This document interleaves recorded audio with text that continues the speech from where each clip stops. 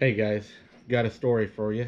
Uh, this was sent in to me on my email, and I wanted to share it with you guys. It's a pretty good story. It comes from a man that was a military veteran, active scout master, and a police officer. The date that it happened was the fall of 1970. Location was El Reno, Oklahoma.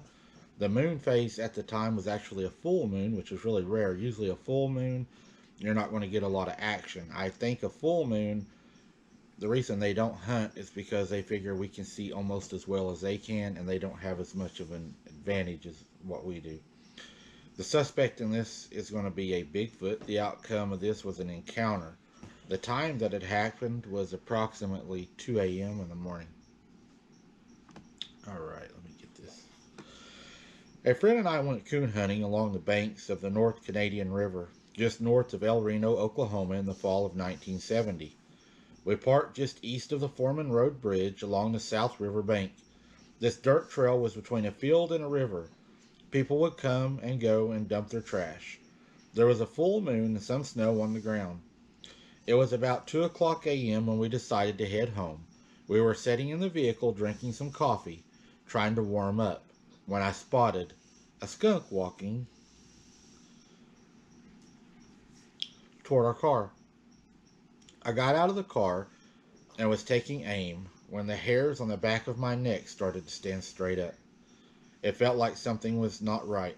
I looked over my right shoulder towards the bank of the river, and I saw a large shadow behind a fallen trunk. I looked towards the moon to see if I could figure out what was casting the shadow, and when I saw a large red eye appear, then another. The only artificial light was from the dome light of the car. The full moon was to my left as I was facing the west. I think these creatures follow the rivers a lot. You know, in Boggy Creek, they said they always follow the water and or the creeks. And I think the reason they do that is because they, food, water, shelter.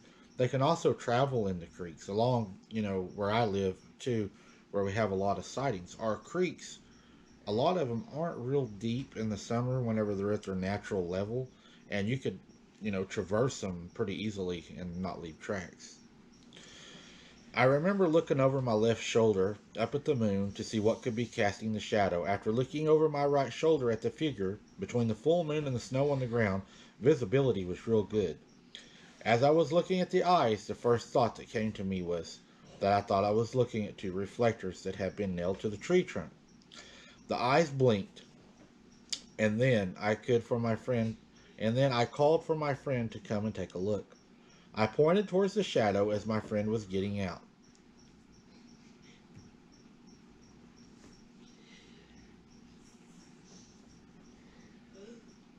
Moved on me just a little bit, guys. I apologize. About that time, the shadow slid off the bank down towards the riverbed. It sounded like something as big as an icebox had been rolled into the river. We watched as a tall, upright animal ran in a zigzag pattern from sandbar to sandbar toward the west. We just stood there, our jaws hanging open. We decided not to tell anyone about what had happened. A short time later, an incident occurred west of where I had my encounter. The local news labeled the incident the El Reno Chicken Man. The location was on the south bank of the North Canadian River, on the west side of the old Highway 81 bridge.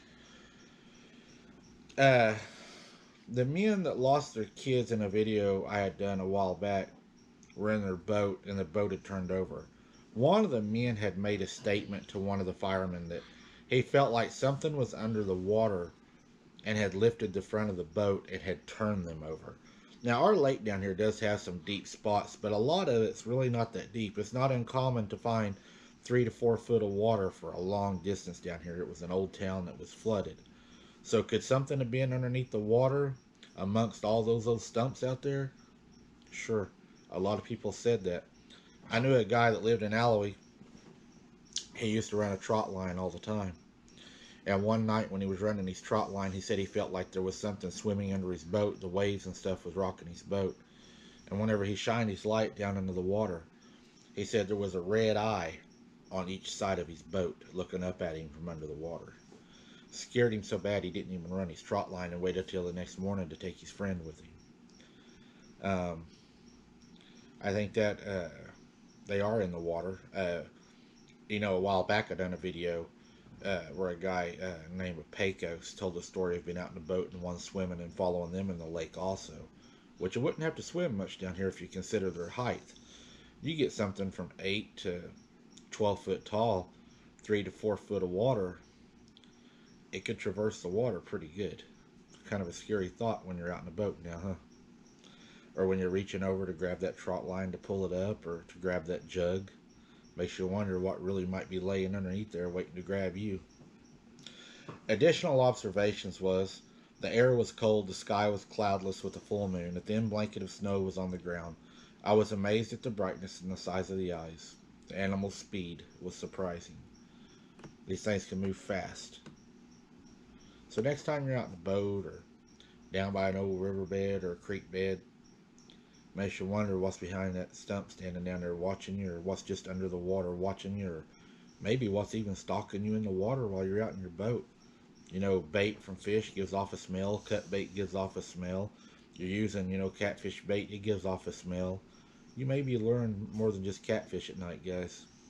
Be careful, always keep your head on a swivel. Make sure you don't become something's dinner, and that the catfish that you're going to, get for yourself to make dinner don't end up making you be dinner for something else. I appreciate y'all watching. Be safe, and until next time, be careful.